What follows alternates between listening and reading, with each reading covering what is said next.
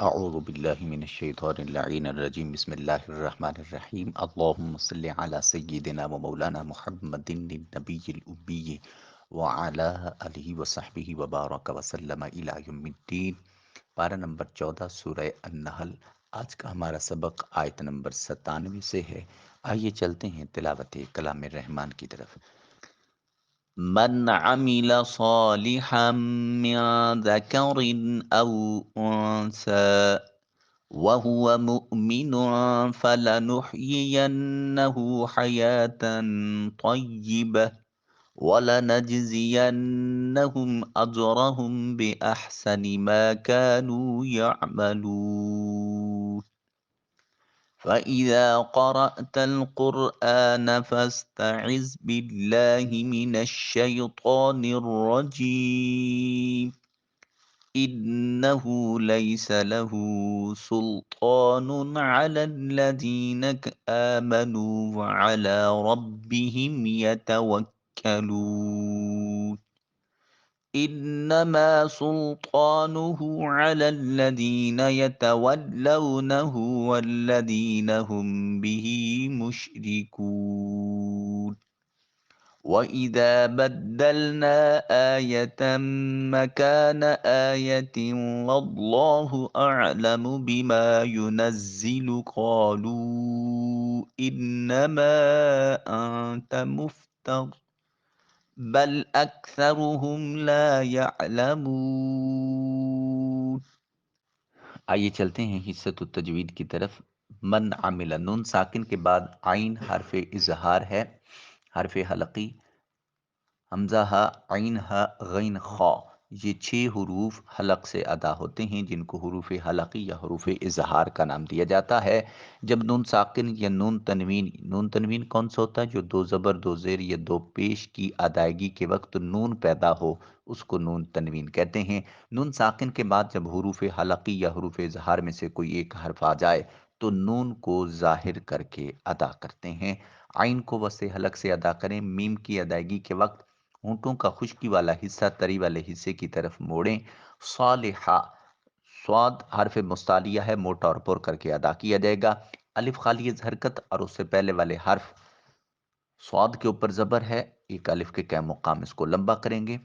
صالحم، ہا کے اوپر 2 زبریں ہیں، نون تنوین پیدا ہوگا۔ جب نون تنوین کے بعد حروف یرملون میں سے کوئی ایک حرف آ جائے تو پھر نون ساکن یا نون تنوین کو اس میں شامل کر دیتے ہیں، پیوست کر دیتے ہیں، اس کو ادغام کہا جاتا ہے۔ صالحا من ذکر، نون ساکن کے بعد ذال حرف اخفا میں سے ہے، نون کو اپنے مخرج میں چھپا کر ادا کریں گے۔ کاف کو باریک ادا کریں گے، را کے نیچے 2 زیر ہیں، نون تنوین پیدا ہو رہا ہے اور اس کے بعد او میں جو حمزہ الف کی صورت میں لکھا ہوا ہے یہ حمزہ حرف اظہار ہے، لہٰذا ذاکرین میں را کے نیچے جو تنوین ہے اس کے نون کو ظاہر کر کے ادا کریں گے۔ بقیہ تجوید کے قوانین آپ خود اپلائی کریں گے، میں ترجمہ کی سعادت حاصل کرتا ہوں۔ من عملہ، جو جس شخص نے عمل کیا، صالحا نیک، من سے ذکر وہ مرد ہو، او یا انسا عورت ہو، وَهُوَ مُؤْمِنٌ شرط یہ ہے کہ وہ مومن ہو، پس فَلَنُحْيِيَنَّ، پس ہم ضرور ضرور اس کو زندگی عطا کریں گے، حیاتاً طیبہ پاکیزہ زندگی، والا نجزینہ، اور ہم ضرور ضرور اس کو جزا عطا کریں گے، اجرہم ان کا اجر، بے احسن اچھے، ما کانو وہ جو تھے، یعملون عمل کرتے۔ جو کوئی نیک عمل کرے خواہ مرد ہو یا عورت، جبکہ وہ مومن ہو تو ہم اسے ضرور پاکیزہ زندگی کے ساتھ زندہ رکھیں گے اور انہیں ضرور ان کا اجر بھی عطا فرمائیں گے، ان اچھے اعمال کے عوض جو وہ انجام دیتے تھے۔ آیت پاک کا سادہ سا مفہوم یہ ہے کہ مرد یا عورت نیک عمل کرے، اگر وہ مسلمان ہو تو اسے ضرور دنیا میں حلال رزق اور قناعت عطا فرما کر آخرت میں جنت کی نعمتوں سے سرفراز کیا جاتا ہے، اور پاکیزہ زندگی، دیکھیں نعمت وہ شخص استعمال کر سکتا ہے جس کے پاس زندگی موجود ہو، جس کے پاس زندگی نہیں اس کے پاس نعمتوں کا کوئی سوال اور جزا کا کوئی سوال ہی پیدا نہیں ہوتا۔ بعض علماء نے فرمایا کہ اچھی زندگی سے عبادت کی لذت مراد ہے۔ حکمت اس آیت کریمہ میں جو ہماری سمجھ میں آئی وہ یہ کہ مومن اگرچہ فقیر بھی ہو، اس کی زندگی دولت مند کافر کے عیش سے بہتر اور پاکیزہ ہے، کیونکہ وہ مومن ہے۔ اور پھر یہ بھی پتا چلا کہ حیاتن طیبہ، پاکیزہ زندگی صرف صالحین کی ہے، وہ مرد ہوں یا عورتیں۔ اللہ اکبر! گویا لذت زندگی ہمیشہ وہ حاصل کر سکتا ہے جس کے پاس اعمال صالحہ کے ساتھ ایمان کی دولت سے وہ سرفراز، کیونکہ مومن ہی جانتا ہے کہ اس کی روزی اللہ کی طرف سے ہے، جو اس نے مقدر کیا اسی پر راضی ہوتا ہے۔ مومن کا دل حرص کی پریشانیوں سے محفوظ اور آرام میں رہتا ہے۔ کافر اللہ رب العزت پر نظر نہیں رکھتا، وہ حریص رہتا ہے، رنج، مشقت، تحصیل مال کی فکر میں پریشان رہتا ہے۔ اس آیت سے معلوم ہوا کہ نیک اعمال پر ثواب ملنے کے لیے مسلمان ہونا شرط ہے، کافروں کے نیک اعمال بیکار ہیں۔ لہذا جو ایسی این جی اوز ہیں جو انٹرنیشنل لیول پر وہ کام کر رہی ہیں مگر اسلام سے ان کا تعلق نہیں ہے، تو ہم جاہل لوگ ان کو یہ سمجھنے لگ جاتے ہیں کہ شاید یہ بہت اچھا کام کر رہے ہیں، اور ہم بہت سارے مسلمان ان کو ڈونیٹ کر دیتے ہیں۔ تو یاد رکھیے کہ اجر کے لیے اسلام اور ایمان کا ہونا از حد ضروری ہے۔ تو جہاں جو صرف انسانیت کی بنیاد پر ہے، تو انسانیت کا درس جیسے اسلام نے دیا ہے اور کسی مذہب نے نہیں دیا، لہٰذا اپنی دولت صرف کرنے سے پہلے جہاں دے رہے ہیں وہاں اس چیز کو ضرور مد نظر رکھیں۔ ایک اور بات جو یہ کہا جاتا ہے کہ مرنے کے بعد انسان کا روح سے تعلق ٹوٹ جاتا ہے اور وہ مرنے کے بعد نہ سن سکتا ہے، نہ دیکھ سکتا ہے، نہ کسی کی بات کا جواب دے سکتا ہے، نہ اس کو کچھ چیز ملتی ہے، بس وہ دونوں معاملات ان کے فنش ہو جاتے ہیں۔ قرآن مجید کہہ رہا ہے فَلَنُحْيِيَنَّهُ، ہم اس کو زندگی عطا کرتے ہیں، حیاتن طیبہ، پاکیزہ زندگی۔ زندگی اسے دی جاتی ہے جس کے پاس زندگی نہ ہو، اور زندگی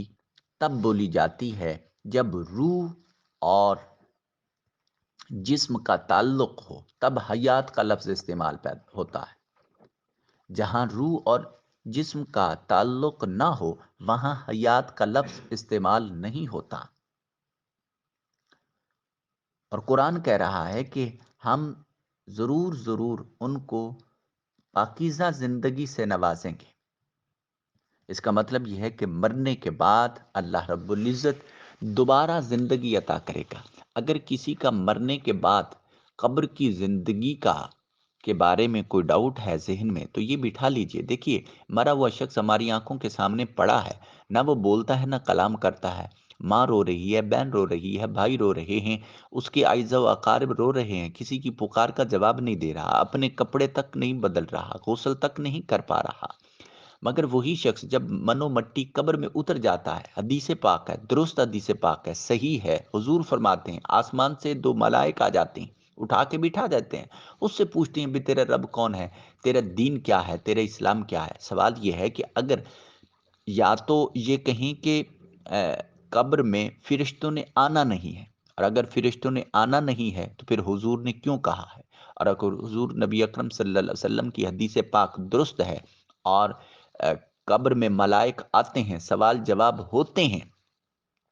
تو پھر مردے نے جواب نہیں دینا تو پھر اللہ پاک فرشتوں کو کیوں بھیجتا ہے؟ اور اگر مردے نے جواب دینا ہے تو بھئی مرا ہوا شخص تو بولتا نہیں ہے،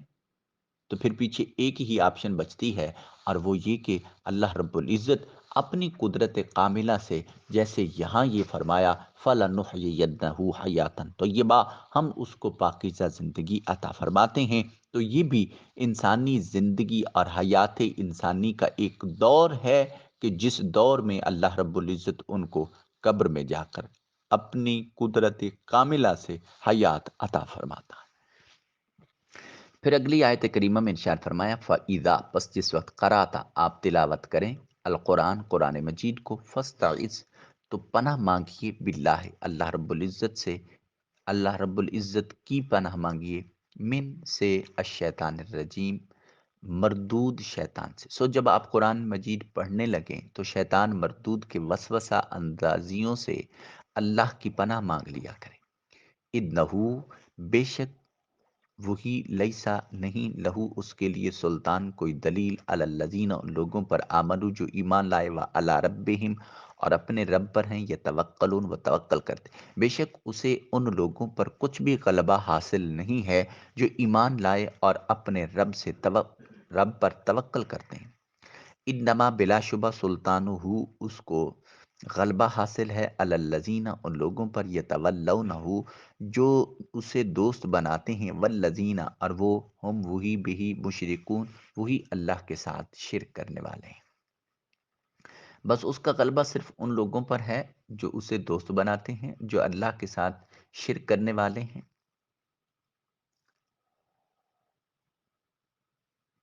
اس آیت کریمہ میں قرآن مجید کی تلاوت کے آداب سکھائے گئے۔ فرمایا کہ جس وقت تم تلاوت شروع کرنے لگو تو اعوذ باللہ من الشیطان الرجیم یہ پڑھو، یہ مستحب عمل ہے۔ پھر آگے فرمائیں انہو لیس لہ سلطان، یعنی شیطان کو ان لوگوں پر تسلط حاصل نہیں جو ایمان کے نور سے منور ہیں، جو ایمان کے حصار میں ہیں، شیطان ان کے قریب تک نہیں جاتا۔ اور ہم صالحین بزرگوں کی بارگاہوں میں اس لیے جاتے ہیں کہ وہ ایمان سے مالا مال ہوتے ہیں، ان کے پاس دولت ایمان ہوتی ہے اور وہ شیطان سے محفوظ ہوتے ہیں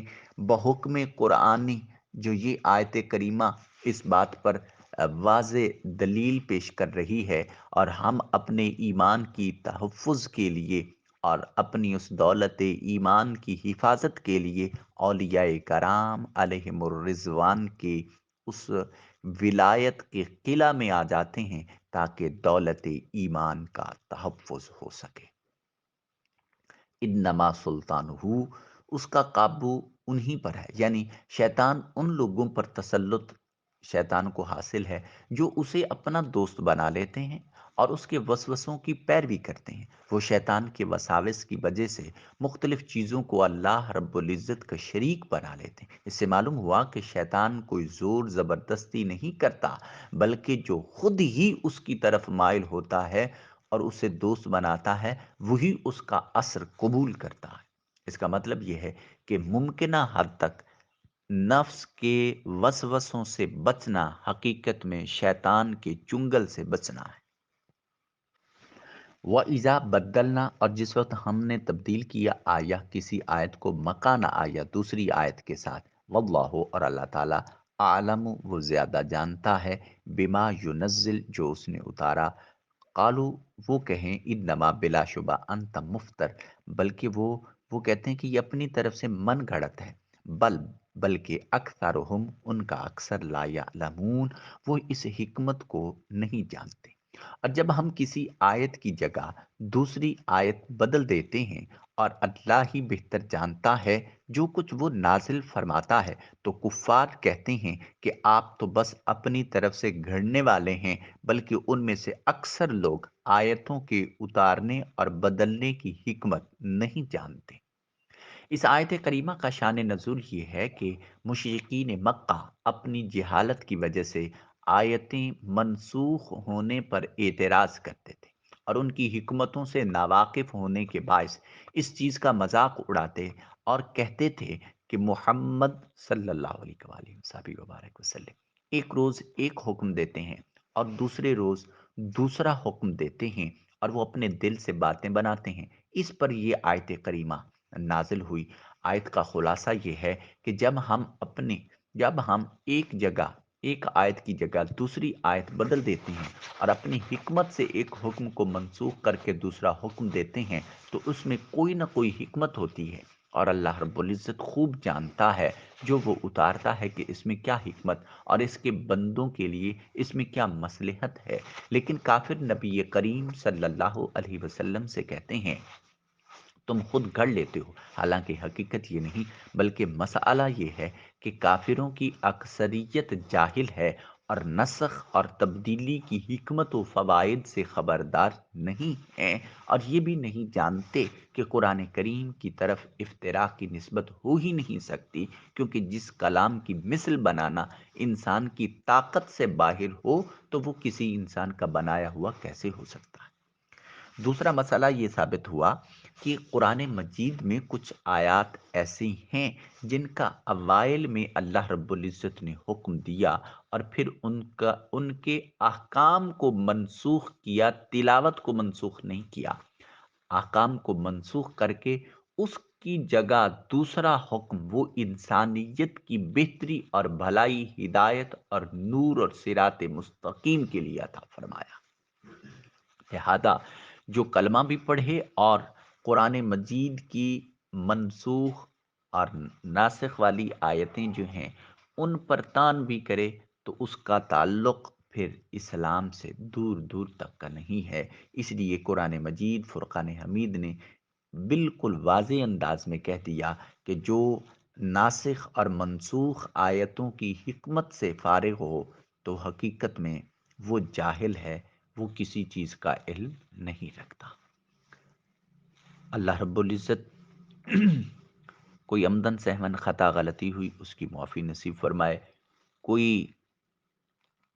جملہ اس کے حضور درجہ قبولیت کو پا گیا، اللہ تعالیٰ اس کے ذریعے نظام مصطفی نصیب فرمائے، سب سے پہلے اپنی زندگیوں کو بدلنے کی توفیق نصیب فرمائے۔ اللہ پاک ہمیں ہماری روح کی طاقت کو ہمارے نفس پر غلبہ نصیب فرمائے، اور روح کے ارتقاء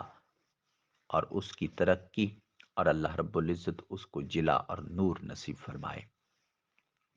چھٹیاں ہیں، دعوت القرآن جاری رکھیے، یقین جانیے اس سے بڑھ کر اور کوئی نیکی نہیں ہے، اس سے بڑھ کر کسی ایک شخص کی زندگی تبدیل ہو گئی، یقین جانیے آپ کی اپنی زندگی میں انقلاب برپا ہو جائے گا۔